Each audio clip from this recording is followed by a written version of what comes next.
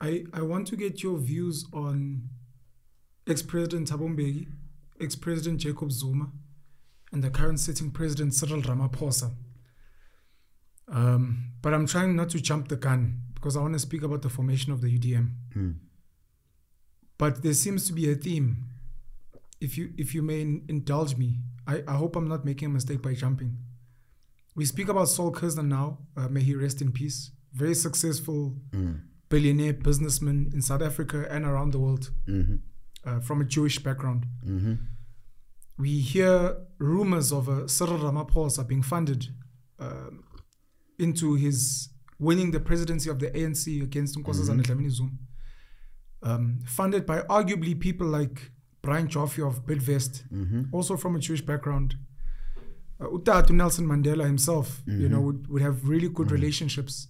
People like Eric Sampson of Max Steel, many other Jewish businessmen, and not just Jewish businessmen, Afrikaans, I think.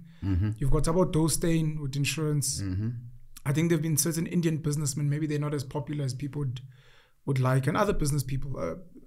May he rest in peace as well, the late Dr. Richard Maponya, who would also invest in him in certain ways.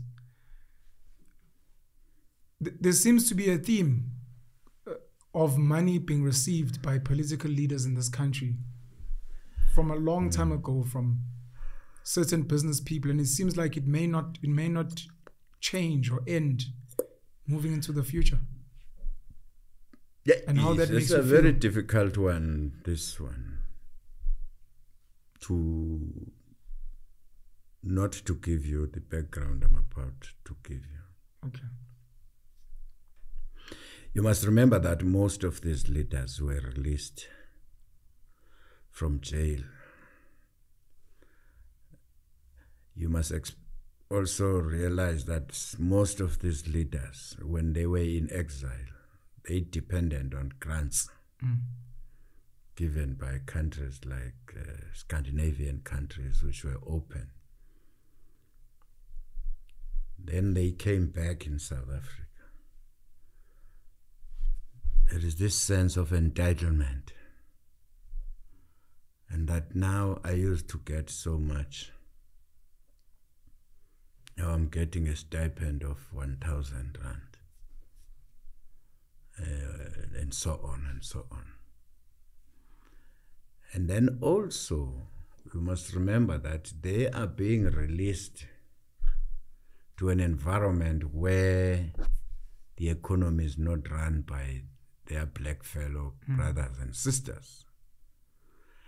And the politics needs money for their mobility to go and convince people why have they stopped fighting, why they have chosen the peace route. It became worse when they had to go to elections. Who are you going to get money from? Some of these people, you wouldn't expect them to just sleep anywhere in terms of security, because the situation was tense. Yeah. So they needed guaranteed protected areas, most of them. So who was going to pay for them? Obviously not the government. Yeah.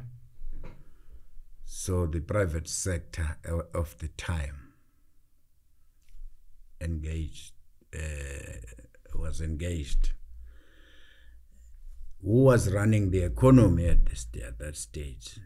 The Jewish people have been the people who were running South Africa's economy. It is still in their hands. In the last 30 years, we have not even made a dent to transfer or to help to invest more on black youth as future wealth creators.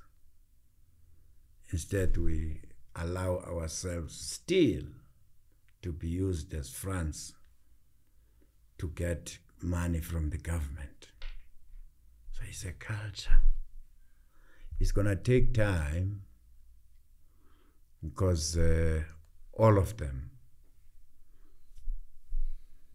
there's going to be election. Let's get the phone number of so-and-so. Man, we want money. Madiba during 1993, he would call these fellows, but he was a little bit clever here. He says, man, can you accompany me to region A or rural area A? And everybody was excited. Madiba is going to welcome him there in the meeting. Accompanying me here is Mr. So-and-so, a millionaire. I brought him along because I want him to build a school. Nobody's going to say no. Yeah.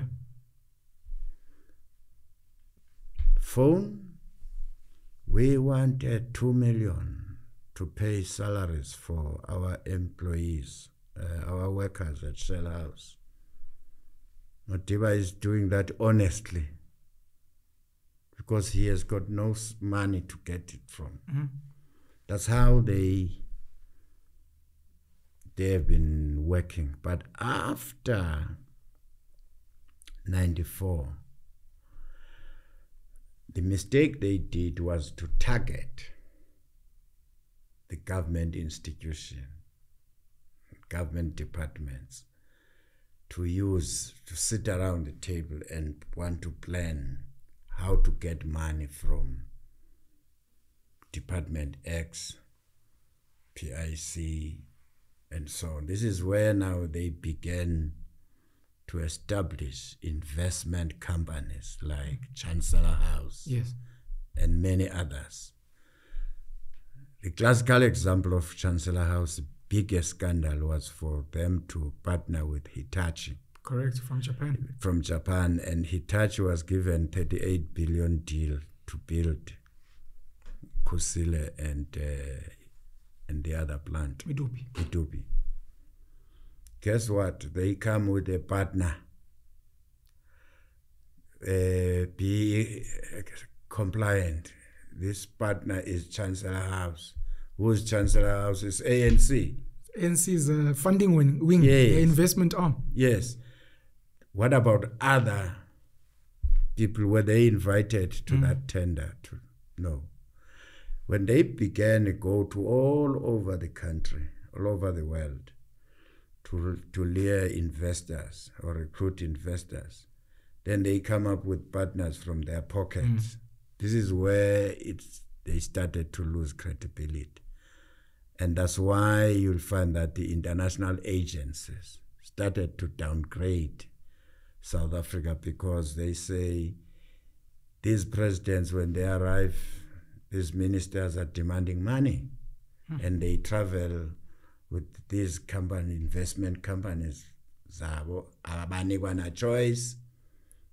They don't even know this policy of PE, those who are being invited, but they are told you will partner with so-and-so. The aim being that a certain portion must go and sustain the ANC and its leaders.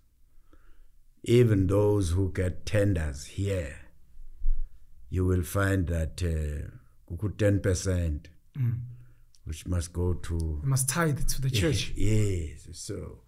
The big broad church of the ANC. And now I feel pity for the new leadership, which have to take South Africa, especially from the ANC, because that strategy, my main worry is that I hope it has not permeated to other would-be leaders. I can tell you that it has. In this country, from all political parties across the board. I can tell you that it has. Some are just really better than others. Sure. And some hide it better than others.